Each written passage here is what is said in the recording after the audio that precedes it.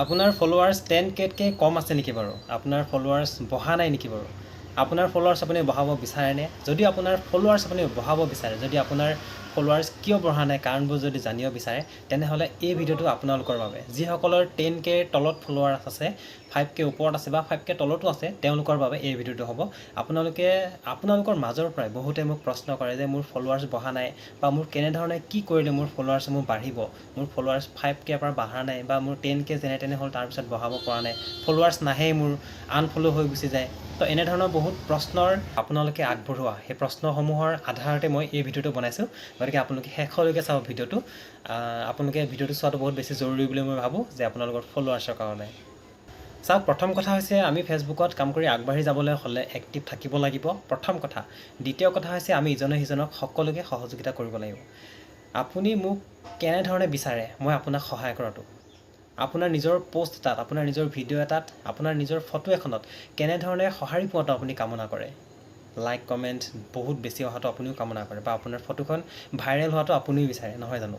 তো ঠিক তেনেদৰে আপুনি যেনেকৈ বিচাৰে আপোনাৰ ফটোখনত বা আপোনাৰ ভিডিঅ'টোত, আপোনাৰ ৰিলছটোত ভিউজ বেছিকৈ আহক বুলি, বেছিকৈ কমেণ্ট আহক বুলি, ঠিক তেনেদৰে আপুনিও ভাবিব লাগিব আন কাৰোবাৰ পোষ্টত আপুনিও যাতে তেনেধৰণে কমেণ্ট কৰি, তেনেধৰণে লাইক কমেণ্ট যাতে সঁহাৰিত আপুনিও জনাব লাগিব। তেতিয়াহে আপোনাৰ পোষ্টটো তেওঁলোকে আহি সঁহাৰি জনাব। কথাটো বুজি পাইছেনে? আপুনি যেনেধৰণে বিচাৰে আপোনাৰ পোষ্টত সহায় সহযোগিতা বা লাইক কমেণ্ট অহাটো, ভাইৰেল হোৱাটো, ঠিক তেনেধৰণে আন বহুতেও বিচাৰে, আন বহুত ক্ৰিয়েটৰেও তেনেধৰণে বিচাৰে। গতিকে আমি কেতিয়া আমাৰ পোষ্টটো ভাইৰেল হ'ব বা কেতিয়া আমাৰ লাইক কমেণ্ট আহিব, কেতিয়া আমাৰ ফলোৱাৰ্ছ আহিব? যেতিয়া আমি সকলোকে সহায় সহযোগ কৰিম। যদি আপুনি মোৰ ঘৰলৈ আহে বা যদি আপুনি মোক ফ'ল' কৰে, তেতিয়াহে মোৰ ফলোৱাৰ্ছ বাঢ়িব, বা মই আপোনাক ফ'ল' কৰিব, তেতিয়াহে আপোনাৰ ফলোৱাৰ্ছৰ সংখ্যা বাঢ়ি যাব। ঠিক তেনেদৰে আপোনালোকে আটাইতকৈ বেছি গুৰুত্বপূৰ্ণ আৰু এই ভিডিঅ'টোত মই আপোনালোকক ক'বলৈ বিচৰা কথাটোৱে হৈছে কমেণ্ট।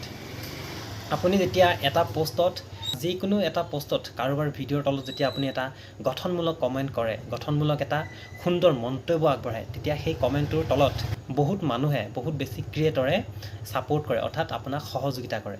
বহুতে আপোনাক ৰিপ্লাই কমেণ্ট কৰিব, আৰু যেতিয়া সেই ৰিপ্লাই কমেণ্ট কৰে, তেতিয়াই আপোনাৰ ঘৰলৈ তেওঁলোক আহিব আপোনাক বন্ধুত্ব কৰিবলৈ, যদি আপুনি এটা গুৰুত্বপূৰ্ণ আৰু গঠনমূলক সুন্দৰ এটা যদি মন্তব্য আগবঢ়ায়।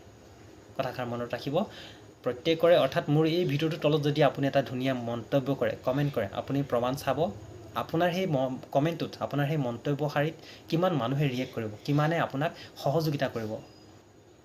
গতিকে সেই যেতিয়া সহযোগিতা কৰিব, যেতিয়া আপোনাৰ সুন্দৰ এটা গঠনমূলক কমেণ্ট দেখিব, তেতিয়া আপোনাৰ ওচৰলৈ যাব, আপোনাৰ প্ৰফাইল খুলি চাব, আপোনাৰ পেজলৈ তেওঁলোক সোমাই যাব, আৰু তেতিয়া আপোনাকো, আপোনাৰ যেতিয়া ভাল ভাল প'ষ্টবোৰ দেখিব, তেতিয়া আপোনাকো তেওঁলোকে